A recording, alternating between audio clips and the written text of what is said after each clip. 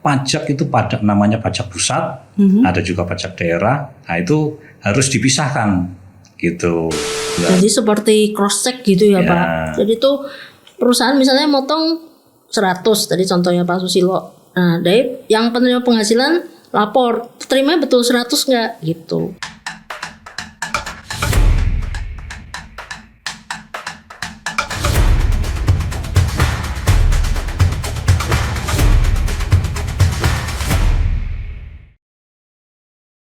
Assalamualaikum warahmatullahi wabarakatuh.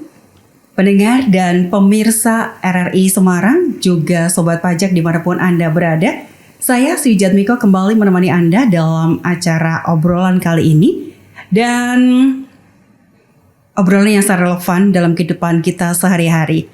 Pemirsa, pendengar RRI Semarang dan juga Sobat Pajak, sudahkah Anda terdaftar sebagai wajib pajak? Dan apakah Anda juga sudah menyiapkan laporan-laporan SPT tahunan Anda di tahun ini? Nah, pemirsa, di tengah laju digitalisasi, pelayanan perpajakan juga harus bertransformasi. Kini, wajib pajak tidak hanya dituntut untuk patuh, tapi juga melek sistem digital. Dan salah satu sistem yang mulai banyak diperbincangkan adalah Kortek, ya. Terhubung dengan kode otorisasi DJP dan proses pelaporan SPT tahunan.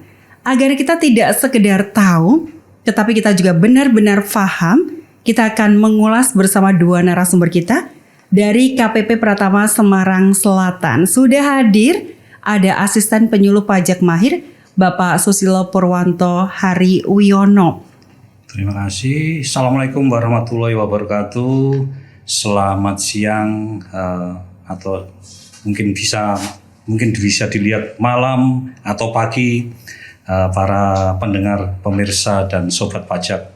Salam sehat selalu dan apa aja yang penting bahagia ya Pak ya.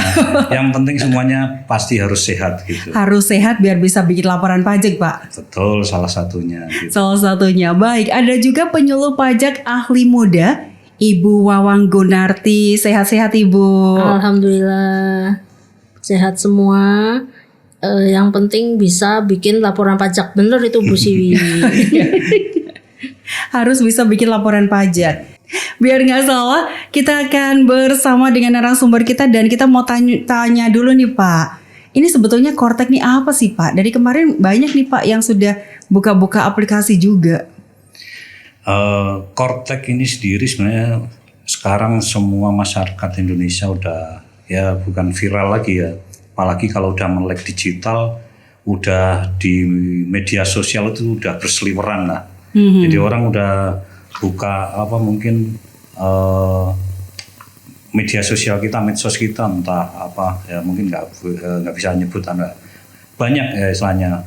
Dan masing-masing dari instansi sendiri, istilahnya institusi kita mungkin DJP sudah kita sosialisasikan dari tahun 2023, 2024 itu udah kita sounding terus kepada masyarakat gitu. Kalau mungkin dari katanya Kortek itu mungkin kalau dari Indonesia kan lebih ke sistem inti administrasi perpajakan Indonesia gitu. Sistem inti. Ya. Oh, sistem inti perpajakan ya, Indonesia. Jadi nanti kalau dulu sebelum dengan adanya Kortek itu sistem di pajak itu terpisah-pisah gitu. Nah, mungkin kalau kita melihatnya ke belakang sebelum tahun 2025, 2024 ke bawah ke belakang itu kita menggunakan istilahnya sistem legasi. Sistem legasi itu misalkan pelaporan PPN terpisah, PPH juga terpisah, ada DJP online, ada e-faktur, ada e-registration. Nah, dengan sistem inti administrasi perpajakan ini semuanya terintegrasi, one stop service. Oke. Mulai dari pendaftaran, registrasi, nanti pelaporan, penghitungannya itu nanti pembuatan bukti potongnya, pelaporan dan pembayarannya. Nah itu nanti udah terintegrasi semua di Kortek. Mungkin kalau secara global udah dengar udah namanya sekarang Go Green ya. Nah, dengan Kortek nanti paperless. Oke. Nah, semuanya itu udah terintegrasi di situ. Permohonan lewat Kortek, terus pelaporan juga lewat Kortek, sudah tidak menggunakan berkas-berkas lagi. Dan dengan Kortek tadi udah one stop service, terus apalagi real time. Jadi apa yang akan dilaporkan dan keadaan itu akan kelihatan di Kortek langsung. Pembayaran saat itu bisa langsung dilihat di Kortek juga, seperti itu. Berarti misalnya nih Pak, yang contoh real nih, contoh Iya, real. betul. Biasanya mungkin kita beli satu barang mewah. Ya, Itu kan pajaknya ada, tidak hanya pengenaan barang mewahnya saja, tetapi juga mungkin ada pajak pembelian seperti itu. Itu berarti sudah langsung terpotong juga dari situ.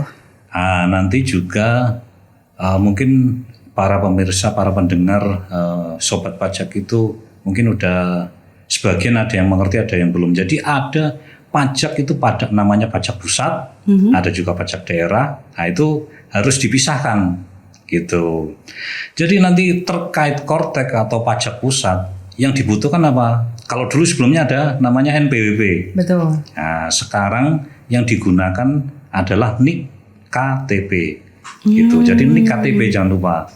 Untuk registrasi nanti makanya NIK KTP, terus semuanya terkait administrasi perpajakan dengan NIK KTP atau NPWP yang digunakan sekarang adalah 16 digit. Betul. Nah, kalau orang pribadi mengajunya ke NIK, kalau badan usaha atau lembaga atau instansi pemerintah yang sebelumnya NPWP-nya yang 15 angka atau 15 digit itu menjadi 16 digit, yaitu dengan ditambah 0 di depannya. Biar terbaca semuanya 16 digit. Mungkin kalau global atau mungkin kalau udah negara tetangga atau negara maju itu udah mendengar namanya SIN, Single Identity Number. Nah, di Indonesia menuju ke sana yaitu dengan NIT atau nomor induk tunggal. Jadi semuanya terhubungnya di nomor induk. Makanya apalagi setiap warga negara minimal pasti mempunyai nomor identitas diri, yaitu dengan KTP atau dengan NIK yang akan terhubung dengan NPWP dengan adanya di Kortek. Nah, nanti diregistrasi supaya bisa terbaca di Kortek. Untuk mendapatkan layanan administrasi perpajakan, untuk itulah harus diregistrasi biar bisa terbaca NIK-nya itu. Gitu. Tapi NPWP untuk perorangan tetap dipakai. Yaitu tadi terregistrasi dengan validasi NIK, itulah yang akan menjadi NPWP. Gitu. Oke, berarti sudah tanpa NPWP. Ya, dulu makanya kartu NPWP yang lama itu yang ada sebanyak 15 angka itu mungkin udah wassalam gitu.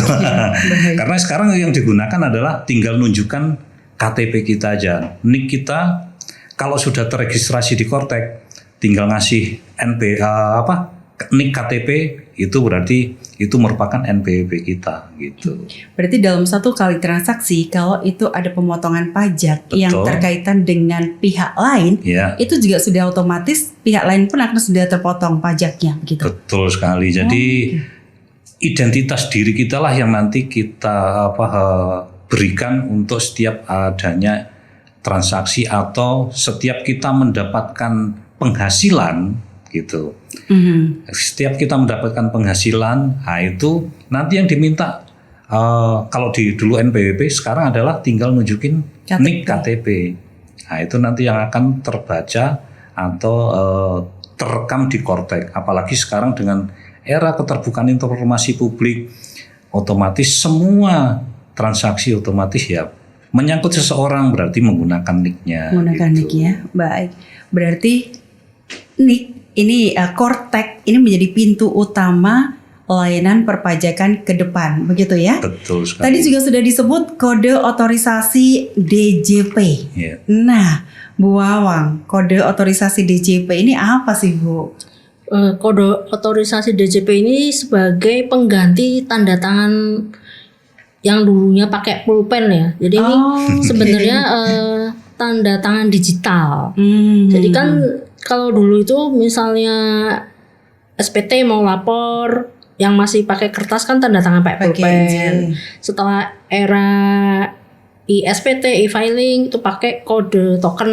Nah, sekarang itu pakai kode otorisasi ini. Jadi penting banget untuk pelaporan. Jadi sebagai legalitas juga kan, semua misalnya bikin faktur. Nah, itu kan harus ada penandatangan direkturnya nih. Nah, itu pakai kode otorisasi begitu. Ini berarti memang pokoknya Papa serba digital begitu ya. Nggak ada lagi yang manual, tidak lagi tanda tangan menggunakan pena juga begitu ya. Betul. Dan bagaimana dengan aspek keamanan? Karena biasanya kalau seperti itu kan sudah digital, kadang-kadang juga sudah tersimpan di kantor juga nih Pak. Bisa saja itu digunakan oleh orang-orang yang tidak bertanggung jawab. Bagaimana pengamanannya? Kita akan jeda dulu sebentar ya untuk mendengar pemirsa RRI Semarang dan juga Sobat Pajak. Kita kembali lagi sesaat lagi. 92,1 Prado FM teman terbaik kamu. Kali ini ada Mariana yang katanya pengen titip salam buat Mbak Nur yang lagi di Paris. Walah Mar, aku krungu lo salamu, tombok kangen. Samo-samo. Bundo, awak baru dapat info lowongan Karajo di RRI News.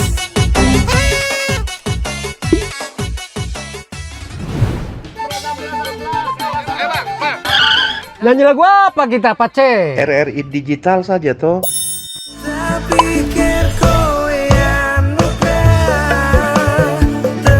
Sesekali, jazz lah. Semangat ya manggungnya. Iya dong, kan mau bangun komunitas. RRI ada di berbagai platform. Sekarang banyak cara menikmati RRI. Kamu yang mana? Pemirsa, pendengar RRI Semarang dan juga Sobat Pajak dimanapun Anda berada, kembali kita bersama ngobrol mengenai pajak yang memang harus kita update terus ya Bapak Ibu untuk kebijakan-kebijakan yang ada di kantor pajak ini. Terutama sebagai bukan wajib kantor pajak. Bukan kantor pajak. Sebenarnya lebih ke Direktorat Jenderal Pajak atau mungkin secara pemerintah kayak gitu lah. Yang pasti wajib pajaknya. Ya, betul. Karena wajib pajak kalau kita tidak tahu apa yang harus kita laporkan, kemudian juga untuk potongan-potongan pajaknya berapa, ini kan jadi bingung nanti Pak. Sebenarnya terkait aturan di regulasi di Direktorat Jenderal Pajak dinamis ya. Jadi mengikuti perekonomian, mengikuti tren, juga mengikuti perkembangan dunia juga. Dan sekarang dengan teknologi digital semuanya sudah ada di banyak lah. Mungkin kalau institusi resmi kita tetap kalau kita ngakses di Google, nah mungkin kalau kita nyari perambah browser yang kita gunakan misalkan Google, itu kalau pajak.go.id, nah, otomatis institusi resmi dari pemerintahan pasti .go.id. Karena sekarang banyak penipuan itu mengatasnamakan, apalagi yang ngetren sekarang tentang Kortek, banyak sekali SMS, WA yang masuk. Betul. Nah itu merupakan penipuan-penipuan pribadi yang melihat yang tren saat ini apa gitu. Tapi tetap institusi resmi kalau di belakangnya tidak ada .go.id, pajak.go.id, berarti kita lihat itu sudah merupakan penipuan. Nah ini jadi pemirsa dan juga pendengar RRI harus diwaspadai ya kalau ada yang tiba-tiba telepon menginformasikan, bahkan juga berniat menyatakan mau mendaftarkan Kortek bagi yang belum, ini harus waspada. Kan waktu itu pernah Pak, saya juga ditelepon begitu ya. Terus saya bilang, udah besok saya mau ngurus dulu ke kantor gitu ya, mau ke kantor pajak. Masih di ini juga Pak, masih dicecar juga. Bahkan dia bilang, oke Bu, kalau gitu ambil antrian dulu karena besok pasti penuh. Masih seperti itu, nggak nyerah dia. Ya, jadi pertama kalau institusi resmi pasti dia ngelihat pasti kalau dari institusi resmi pasti dilihatnya dari jam kerja. Kalau dia ngejarnya, karena kalau ngelihat trennya dia nelpon atau WA atau ngirim chat, ngirim SMS itu di luar jam kerja. Itu kelihatannya trennya seperti itu. Terus kalau dari institusi pajak resmi pasti tidak akan ngejar sampai nelpon malam-malam, SMS-nya atau WA-nya itu di luar jam kerja, itu pasti diindikasikan pasti bukan resmi dari bisa jadi penipuan gitu. Ya, bisa jadi itu merupakan pasti penipuan pasti gitu. Terus bagaimana data kok dapat data lengkap seperti itu? Ini yang baru saya mau tanyakan. Kalau dari pajak sendiri, data yang terekam di pajak, apalagi di Kortek itu sudah terenkripsi, jadi tidak akan data itu bocor keluar, gitu. Nah, terus bagaimana kok seseorang itu mendapatkan data itu hampir sama persis? Ternyata juga dengan keterbukaan informasi publik, apalagi kalau dilihat sekarang orang sudah pegang gadget semua ya. Jadi seperti dunia dalam genggaman gitu kan. Tinggal kalau mungkin gampangnya tanya Mbah Google. Nah, ada di situ. Seseorang itu waktu mendaftarkan diri sesuai misalkan terkait untuk pekerjaan, atau ada yang mendaftarkan NIB atau mendaftarkan apa lagi di situs-situs yang tertentu, dengan memasukkan NIK, memasukkan NPWP, alamat itu seperti data tersebut bisa diketahui orang luas juga, gitu. Berarti harus waspada. Kalau terkait pajak sendiri, datanya sudah terenkripsi dan tidak akan persis sama, tidak akan kecuali dari pihak pajak yang terkait edukasi, terkait pengawasan, dan terkait mungkin penegakan hukum sampai dengan pemeriksaan, itu datanya baru nanti disampaikan, gitu. Oke, berarti memang harus tetap waspada. Betul. Dan tadi Ibu mungkin bisa dilanjutkan lagi nih Bu, untuk fungsi kode otorisasi.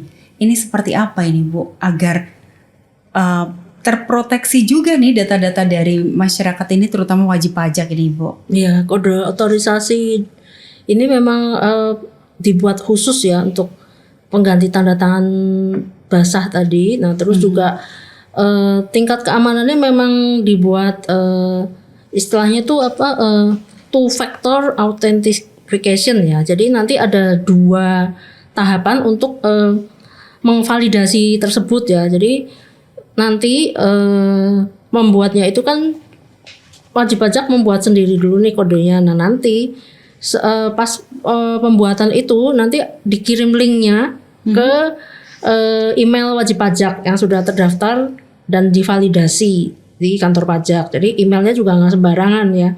Jadi email yang benar-benar milik wajib pajak. Nah, kalau emailnya berbeda, nggak sama, nggak masuk itu linknya. Nggak bisa juga ya. Ya, jadi pas waktu daftar, waktu bikin itu nanti ada silang merah kalau nggak sama. Kalau sama dia centang hijau.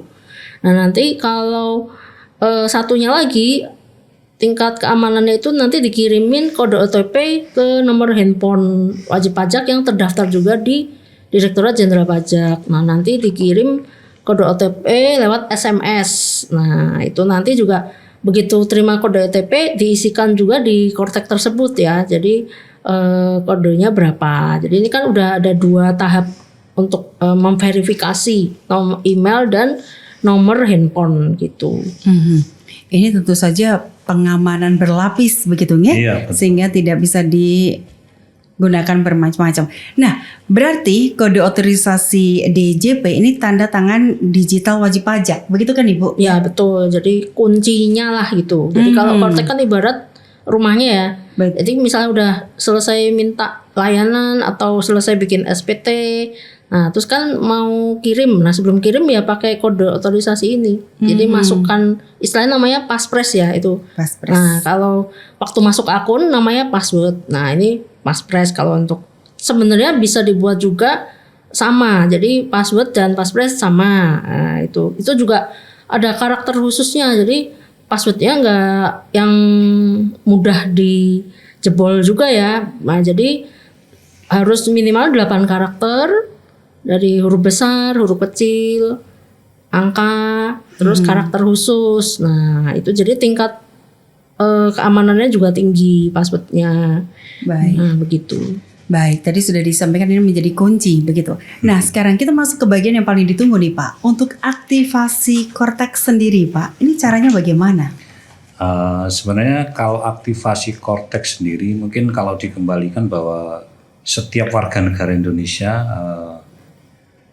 yang punya kewajiban terkait pajak, ya, apalagi kalau mengaktifkan diri untuk mendapatkan NPWP ya, dulu kan NPWP. Setelah mendapat NPWP kan biasa, kalau kita dulu terkenalnya ada kewajibannya itu ada 4 gitu. Ada 4. Kayak biasa kita sebut DHBL. DHBL. Ya, daftar, hitung, B bayar, L itu lapor. Ya, jadi tahapannya seperti itu. Jadi seseorang pertama kalau dengan terkait korteks akhirnya pengaktifasiannya perlu dibedakan juga dulu antara DJP online dengan korteks itu berbeda, tidak sama gitu. Terus kalau sudah pernah lapor di DJP online atau sudah pernah mengaktifkan DJP online lagi itu, nanti perlakuannya itu treatmentnya berbeda dengan yang belum pernah mengaktifasi. Gitu. Jadi kalau udah pernah nanti mungkin tinggal kalau kita udah mungkin cari dulu di Google korteks DJP gitu. Nah, nanti di Google pasti ada muncul di atas sendiri, tinggal klik. Nanti ada tampilan mukanya di depan itu. Nah, nanti pasti ada pilihan sudah pernah mengaktifkan atau belum. Nah, di situ nanti tinggal pilih. Nanti kalau udah masuk ke situ tinggal klik. Kalau sudah pernah mengaktifkan DJP online, tinggal klik lupa kata sandi. Nah, dari sini nanti makanya dibutuhkan yang paling utama pertama sebenarnya yang dibutuhkan adalah data diri, yaitu berarti KTP miliknya gitu. Nah, jadi NPWP yang lama mungkin kita udah nggak terlalu itu tadi udah mungkin disimpan gitu aja. Terus di samping itu juga nanti alamat email dan nomor HP-nya. Nah, makanya tadi kalau sudah pernah terdaftar, silakan diupdate data dirinya. Alamat emailnya masih ada nggak itu, terus nomor HP-nya juga. Gitu. Iya, untuk nomor HP pastikan juga yang ada pulsanya ya. Jadi harus ada pulsanya karena kode OTP itu kan memotong berbayar. Pulsa. Terkirim lewat SMS. Ya, gitu. masing-masing provider berbeda. Karena pernah tuh ada yang dia bilang, Bu saya nggak terima kode OTP ya. Terus saya bilang coba dicek bareng Bu handphonenya. Saya udah isi pulsa. Setelah saya lihat, oh ini betul Bu isi pulsa tapi untuk kuota. Nah terus dia tanya loh, bukannya dikirim lewat WhatsApp? Saya bilang oh tidak Bu, jadi lewat SMS. Jadi nanti diisi pulsa baru terima kode OTP. Ini dia. Jadi nanti kalau aduh kok nggak dapat kode OTP begitu ya, ternyata nggak ada pulsa. Karena kode OTP itu dikirim ke wajib pajak dengan berbayar begitu ya. Ya, dan itu masing-masing provider berbeda-beda tarifnya. Ya, jadi bukan yang motong bukan Direktur Jenderal Pajak. Bukan. Iya. Dari provider masing-masing gitu ya. Betul. Baik, jadi setidaknya untuk aktivasi ini kita bisa menyiapkan KTP begitu ya, kita betul. tahu NIK kita. Sudah cukup ya Pak ya? Ya minimal itu. Jadi NIK kita udah pasti di KTP, terus nanti alamat emailnya. Nah, nanti kan pilihannya ada 2, mau dikirim via email atau dikirim SMS lewat nomor HP. Nah ini, kalau pilihannya yang kedua berarti harus punya pulsa. Pulsa betul. Nah, terus di samping itu juga kalau alamat email dan nomor HP-nya berbeda, itu silakan diupdate ke kantor pajak terdekat. Nah, gitu. Jadi data Anda yang tersimpan ini juga harus selalu sama seperti yang pertama kali mendaftarkan. Ya, betul. Kalau ada perubahan berarti harus lapor, begitu ya? Baik, seperti apa sih sebagai wajib pajak yang baik terkait dengan korteks? Nanti kita akan bahas lebih lanjut lagi Bapak Ibu. Kita jeda dulu, kita kembali setelah yang ini. Wih, keren banget nih. Katanya ada obat herbal bisa mencegah sakit gigi seumur hidup. Ada hoax tuh. Widih. Ini juga keren nih. Ada sumber energi baru PLTH, pembangkit listrik tenaga hampa. Iya, itu juga hoax kali. Lu bacanya apaan sih? Aduh, pantesan portal abal-abal lu baca. Kalau mau baca berita yang lengkap tapi udah verified, mulai dari berita nasional, internasional, olahraga, gaya hidup sampai hiburan, Lu cukup klik rri.co.id. Di situ lu juga bisa streaming RRI Digital. Aduh, makanya cek-cek dulu biar gak kegocek di rri.co.id.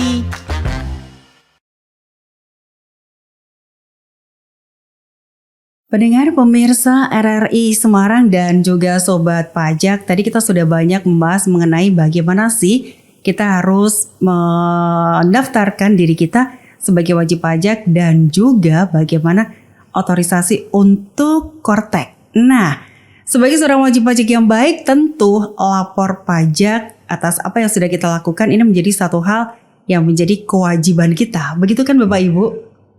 Nah, kita sudah disebut wajib pajak nih Pak, karena kita berkegiatan begitu ya, dan itu juga menimbulkan kegiatan pajak atau mungkin pemotongan dari apa yang kita lakukan, begitu ya? Jadi para pendengar pemirsa Sobat Pajak RRI Semarang, jadi kalau dikembalikan tadi kan kewajibannya ada 4 ya. Kewajibannya. Nah, jadi kalau udah terdaftar terus semuanya diupdate datanya, nah, terus setelah itu dihitung. Nah, dihitung itu nanti dengan adanya Kortek ini ada namanya e-Bupot, jadi bukti potong. Oh iya. Gitu. Nah, terus setelah nanti memang kalau ada yang terutang, bayar. Untuk pembayarannya bagaimana? Yaitu dengan membuat billing. Kan gitu. Nah, billing nanti juga terintegrasi di Kortek, tinggal langsung jadi satu di situ, tinggal setelah bikin bukti potong dan mau lapor, kalau ada terjadi kurang bayar, nanti akan tercreate billing secara otomatis. Nah, dan kewajiban terakhir, setelah semua itu dilakukan, otomatis harus dilaporkan. Nah, yang paling pelaporan inilah yang paling banyak mungkin tidak semuanya melakukan gitu. Dianggapnya bahwa kan pajak saya udah dipotong. Nah, pajak saya itu memang udah dipotong, tapi check and rechecknya pihak sini udah memotong, pihak sini juga kalau udah dipotong harus dilaporkan biar sama. Anda dipotong misalkan kepotong 100, di sini juga udah melakukan pemotongan 100. Jadi di sini udah lapor, di sini tidak lapor, nanti kan menjadi data bagi kita. Ini loh pihak misalkan perusahaan A atau instansi ini sudah memberi penghasilan kepada Anda dan sudah dipotong pajaknya besar ini. Tapi Anda tidak melaporkan penghasilan Anda.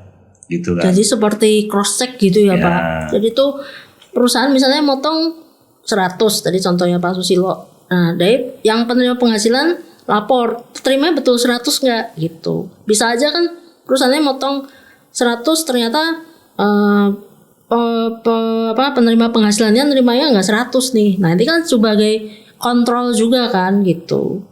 Terus yang sering juga yang ini Pak Sus, jadi yang nihil. Jadi saya udah nggak ada penghasilan nih, saya udah usahanya sepi nggak ada. Nah itu banyak juga yang nggak tahu Bu Siwi. Jadi banyak juga yang nggak tahu, nggak lapor. Nah itu sih real banget. Iya. Jadi walaupun nihil, kalau memang masih aktif NPWP-nya ya, kalau ini ngomong perusahaan ya, nah itu tetap harus lapor. Jadi nihil, walaupun nihil, lapornya nihil 0 gitu. Kalau ini kebanyakan kasus begitu Pak. Jadi kadang ngerasa itu apalagi kalau itu pendapatan di luar pendapatan utama, begitu ya.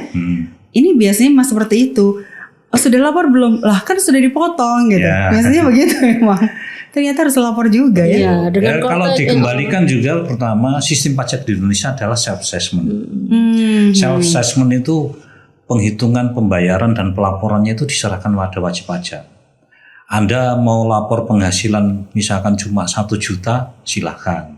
Anda mau lapor penghasilan 100 juta, silahkan gitu.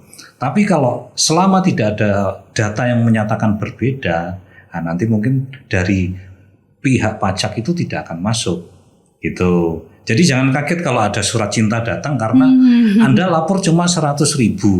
Tapi ada data pihak misal perusahaan A, perusahaan B, atau mungkin secara online Anda menjadi Shopee affiliate, gitu kan. Ya, itu sekarang datanya itu masuk ke situ semua. Masuk ke situ semua. Gitu. Jadi dengan Kortek ini semua data tuh otomatis. Jadi langsung muncul. Nah, misalnya seperti yang dulu ya, yang misalnya penghasilan di bawah PTKP itu memang nihil betul. Dulu sebelum Kortek itu perusahaan tidak perlu bikin bukti potong nih untuk pegawainya yang di bawah PTKP. Dengan era Kortek ini, walaupun di bawah PTKP selama bekerja di situ ya harus dibuatkan bukti potong gitu. Oke, baik. Pokoknya apapun kegiatan kita yang terkait dengan pajak harus lapor gitu ya. Ya sebenarnya bukan pajak aja Bu gitu, maaf ya. Jadi kalau kita kembalikan tadi kan self assessment. Nah, mungkin kalau pernah dengar lagi rame mungkin flexing. Nah, tahu kan flexing, jadi orang pamer. Apalagi dengan era medsos sekarang banyak orang pamer seperti ini, punya mobil mewah, punya kendaraan sport yang bagus gitu. Nah nanti viral di medsos. Nah, akhirnya kita kembalikan self assessmentnya. Siapakah yang viral itu di medsos? Punya mobil mewah, punya kendaraan yang bagus. Nah, terus bagaimana dia pelaporan pajaknya udah istilahnya udah bagus belum? Nah, terus dia pamer aset tersebut, mobil mewahnya, kendaraan tersebut udah dilaporkan dalam pelaporan asetnya di pelaporan pajaknya belum? Nah seperti itu tadi kan. Kalau self assessment kalau dia belum lapor baru pajak masuk. Ada surat cinta datang untuk mengklarifikasi ini. Ini loh, Anda pamer di medsos itu punya mobil mewah tapi laporan pajak Anda kendaraan tersebut kok tidak ada. Kan seperti itu dikembalikan. Oh berarti ini seseorang ini tidak lapor secara benar penghasilan dari tahun-tahun sebelumnya, bahwa akhirnya bisa memiliki aset ini kan ada historinya gitu. Jadi setiap aset yang dimiliki nanti itu wajib dilaporkan karena akan melihat histori dari kepemilikannya itu dari tahun-tahun sebelumnya. Atau berarti kalau dia punya rumah yang mewah berarti biaya hidupnya akan menunjukkan penghasilannya gitu. Padahal belum tentu. Nah, Bapak tadi terkait dengan pelaporan SPT tahunan nih. Karena ini kaitannya dengan akun Kortek gitu betul. Ya. Ini gimana sih Pak hubungan Kortek dengan pelaporan SPT tahunan ini? Jadi terkait pelaporan SPT tahunan, tadi kalau kita kembalikan wajib pajak itu kita bagi mungkin dari ada orang pribadi, badan usaha, dan instansi pemerintah gitu. Dan kalau orang pribadi pun juga mungkin ada juga warisan yang belum terbagi itu bisa merupakan subjek pajak. Gitu. Ya. Terus orang pribadi pun juga mungkin kita pisah juga. Ada yang sebagai mungkin dia hanya sebagai karyawan atau pegawai. Ada juga yang sebagai usahawan. Nah, dia punya usaha. Kalau karyawan atau pegawai, mungkin PNS atau karyawan perusahaan, atas penghasilannya kalau ada terutang pajak akan dipotong dipungut oleh si pemberi kerja atau pemberi penghasilan. Kalau ada terutang, itu akan otomatis dipotong. Nah, nanti seseorang itu akan mendapatkan namanya bukti potong saja. Bukti potong itu menunjukkan bahwa saya sudah bayar pajak loh. Dengan cara apa? Dipotong, dipungut oleh si pemberi kerja. Padahal pembayaran pajak kalau dikembalikan ada billing kan. Billing itu nanti akan menunjukkan siapa yang membayar billing itu siapa gitu. Tapi bisa juga orang membayar pajak dengan cara dipotong, dipungut pihak lain. Nah, itu sistemnya adalah namanya withholding tax. Withholding tax. Nah, kalau maaf memotong dulu mumpung sampai di sini. Ini kalau misalnya nih kita sudah dapat bukti pemotongan pajak dari pihak lain atas pekerjaan yang sudah kita lakukan. Apakah ini juga termasuk kita harus melaporkan? Betul sekali ya. Jadi itulah tadi check and rechecknya. Misalkan perusahaan udah mengklaim saya ada membayar biaya gaji sekian-sekian atau membayar honor.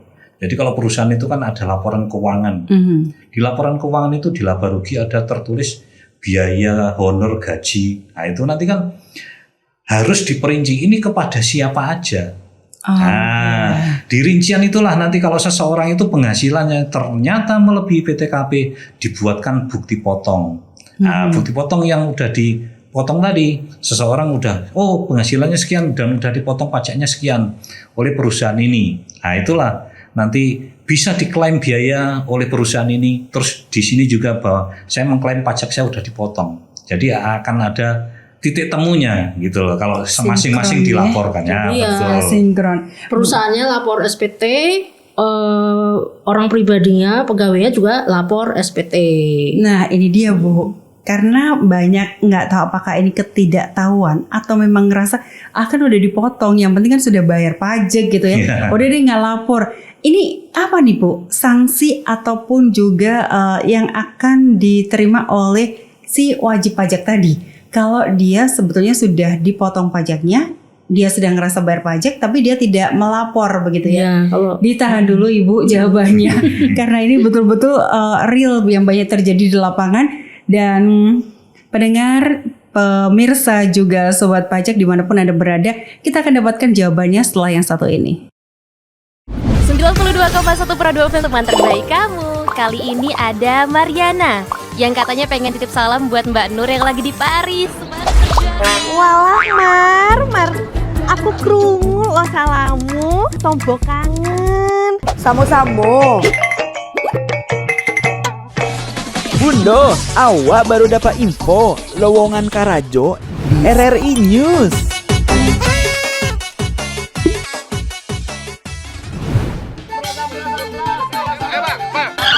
Nyanyi lagu apa kita Pace? RRI digital saja toh.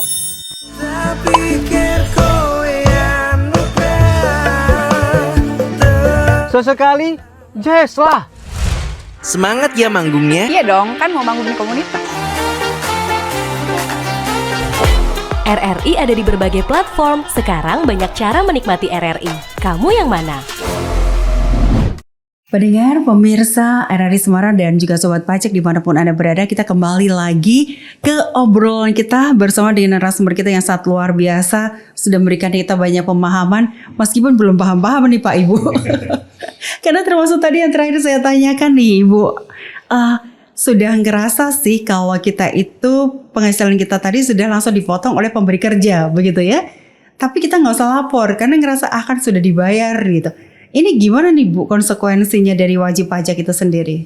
ya, jadi kalau menurut peraturan perundang-undangannya ya, itu yang memang wajib lapor SPT tahunan itu kalau terlambat yang orang pribadi itu dendanya 100.000. Kalau yang SPT badan, yang PT, CV atau yayasan itu 1 juta. Nah jadi paling lambat lapor itu yang untuk orang pribadi itu dikasih kesempatan memang sampai 31 Maret itu paling lambat. Nah kalau yang badan itu 30 April. Jadi tapi wajib pajak juga harus memahami ya. Jadi itu kan paling lambat, tapi jangan di paling lambatnya. Baiknya di awal. Baiknya di awal. Jadi Januari, Februari sudah bisa lapor. Jadi begitu. bulan-bulan ini pun sudah boleh lapor ya? Iya, jadi jangan lapor di awal lebih baik. Jadi nggak antri. Kalau dulu kan antri kelihatan nih, antri sampai pasang tenda gitu kan, sampai ke parkiran, ke jalan macet gitu. Nah sekarang dengan Kortek itu sebenarnya juga antri, tapi antri di sistem. Nah kalau nggak kelihatan, tapi pada antri kan banyak tuh yang bilang, ini kok saya ngakses kok susah ya. Nah itu karena antriannya banyak gitu. Jadi makanya lebih baik lapor di awal. Nah pertama cepat, terus yang paling penting tidak terlambat, nggak kena denda gitu. Tidak terlambat, tidak terkena denda kalau lapornya lebih awal. Ya. Apalagi untuk wajib pajak pribadi sebelum 31 Maret. Ya. Nah, tapi kalau pas lapor itu ternyata ada yang tidak dilaporkan seperti tadi. Ini konsekuensinya seperti apa? Nggak apa-apa, nggak usah khawatir. Nanti bisa, misalnya pas lapor nih, saya lupa belum ngisi yang ini, nanti bisa pembetulan. Oh, Jadi, revisi data begitu ya? Betul. Apa yang sudah dilaporin, misalnya nilainya salah atau kurang, misalnya motornya ada 5, lapornya baru 4, nggak apa-apa. Nanti pembetulan ditambahkan motor yang 1. Gitu. Oke. Jadi sahabat pajak ini terutama nggak usah khawatir, tapi yang pasti jangan telat bayar pajak, jangan telat lapor pajak. Meskipun lapornya nanti masih ada yang belum terlaporkan, revisi nanti boleh Bisa, begitu ya? kebetulan. Oke. Pokoknya jangan khawatir kan, image-nya wajib pajak kan selalu kalau lapor bayar pajak nih, Iya. belum tentu. Bisa jadi malah dapat kembalian. Ya betul, itu namanya Karena yang dilaporkan lebih banyak. ya restitusi. Jadi kalau yang nihil pun di Korte jangan khawatir. Saya pernah tuh mendampingi wajib pajak, dia nihil. Tapi waktu di akhir pelaporan Korte itu, kalau dulu DJP online kan klik submit. Kalau sekarang walaupun nihil, kliknya tetap bayar dan lapor. Oh, Dia saking takutnya, nah nanti saya begitu klik suruh bayar Bu. Cuma enggak, jadi itu memang tombolnya bayar dan lapor. Jadi untuk yang nihil nanti langsung terima bukti pelaporan elektronik di Korteknya. Sekarang dirubah, dikirim ke email. Jadi karena untuk verifikasi betul itu emailnya wajib pajak. Nah, terus kalau yang benar-benar dia kurang bayar, ya begitu klik lapor dan bayar, seperti Pak Susilo jelaskan tadi, nanti langsung muncul kode billing. Nah, tagihan. gitu. Ya, nah dia harus bayar dulu ke bank persepsi, atau kalau punya internet banking langsung masukkan kode billingnya. Nah, baru dia nanti dapat bukti pelaporan elektronik yang dikirim ke emailnya. Dan setelah itu tentu saja harus bayar pajaknya begitu Ya, kalau yang kurang bayar. Jadi yang nihil jangan khawatir. Jadi klik aja tombol lapor dan bayar itu. Jadi kalau kita sebagai wajib pajak, entah itu perorangan atau badan, baiknya kita tetap lapor tidak telat. Begitu ya, karena dengan lapor tidak telat itu kita tidak akan kena denda. Tidak kena denda apapun. Tetapi kalaupun nanti ternyata data yang kita laporkan ini ada yang kurang sesuai, nanti bisa kita ubah lagi, begitu nggak Ibu? Iya betul. Meskipun diubahnya sudah lewat dari tanggal 31 Maret untuk pajak pribadi, nggak masalah Nggak kan masalah. Jadi waktu pembetulan yang berlaku ya tanggal waktu lapor pertama. Jadi waktu pembetulan, katakan pembetulan tahun depan baru inget, nggak apa-apa gitu, nggak didenda. Jadi karena yang dihitung yang pelaporan awal itu. Oke, baik. Ini yang harus kita waspadai nih. Berarti jangan sampai telat. Yuk, untuk wajib pajak kita tetap harus lapor pajak sesuai dengan waktu yang sudah ditentukan, ya. Nah, Pak, saya jadi ingat juga nih. Ini untuk ibu-ibu PKK nih, Pak. Ibu-ibu PKK yang juga Agak kebetulan spesifik dikit ini. agak spesifik sedikit. Di kota Semarang terutama ya, karena ternyata di kota-kota lain tidak semua ada, di kabupaten juga tidak semua ada. Untuk ibu PKK yang mendapatkan honor, bukan honor sebetulnya uang transport kan ya, itu kalimatnya uang transport tuh. Berarti dia kan mendapatkan di luar pendapatan penghasilan biasanya. Ya. Dan itu sepertinya sih tidak kena pajak tuh Pak, karena nilainya tidak sesuai, belum sesuai dengan yang kena pajak. Tapi itu kira-kira kena pajak nggak sih Pak? Harus dilaporkan nggak sih? Ya. Pertama, atas pembayaran tersebut, atas penghasilan yang diterima seseorang itu, entah ibu-ibu ma PKK, ada juga tim penggerak PKK, atau mungkin honor, mungkin kalau yang lagi trending sekarang adalah RT RW ya, RT RW. itu yang dari Pemkot itu. Di sini bahwa seseorang itu ada, dia pekerjaan utamanya apa, gitu. Kalau ada pekerjaan utama berarti dia mempunyai penghasilan utama. Kalau ada pekerjaan utama dan penghasilan utama, penghasilan yang lainnya di luar pekerjaan utama berarti merupakan honor dianggapnya, atau penghasilan yang sifatnya eksidental, penghasilan yang tidak tetap. Atas penghasilan yang tidak tetap, atau kalau kita melihatnya adalah diterimanya, kalau tidak tetap kan berarti tidak setiap bulan diterima. Iya gitu betul. Otomatis itu biasanya dikenakan PPh final. Jadi tidak melihat. Kalau yang rutin, nah itu nanti akan dikenakan dulu dengan namanya, dikurangkan dulu dengan namanya PTKP. Sedangkan honor yang bukan tidak tetap tadi, yang sifatnya eksidental, itu biasanya langsung dikenakan sebesar 5% dari berapa yang diterima itu tadi. Jadi misalkan maaf ibu-ibu tim penggerak PKK ataupun honor RT RW, otomatis itu bukan merupakan penghasilan utamanya dia kan, gitu loh. Penghasilan utamanya berarti akan otomatis total dalam 1 tahun berapa, terus dikurangkan dulu PTKP, itu tidak akan kena pajak. Tapi yang penghasilan yang sifatnya eksidental atau yang sifatnya tadi honor atau atas suatu kegiatan, nah itu dikenakan namanya PPh final, otomatis akan dikenakan. Dipotong, dipungut oleh si pemberi pemberi penghasilan. Oke. Gitu. Tapi kalau itu disebut honor, kalau disebut transport, uang transport itu termasuk honor bukan itu? Dalam honor atau pemberian dalam bentuk apapun gitu loh. Jadi apapun entah itu nama disebutkan uang transport atas suatu pertemuan kegiatan rapat gitu kan. Jadi banyak istilahnya namanya gitu loh. Tapi itu karena tadi kembali bukan penghasilan utama, bukan penerimaan utama. Jadi kalau dikembalikan pertama berdasar setiap pembayaran yang sumbernya dari keuangan negara atau keuangan daerah itu ada potensi pajak terutang di dalamnya. Baik, ini harus kita baris bawahi nih. Betul ini. Jadi kalau ada potensi pajak berarti si pemberi penghasilan entah itu instansi pemerintah yang menggunakan keuangan itu tadi otomatis harus memperhitungkan pajaknya gitu. Baik, nanti pokoknya kita lapor saja dulu begitu ya Bu. Betul. Pokoknya lapor dulu. Jadi jangan terlambat, apalagi tidak lapor sama sekali. Nah, ini.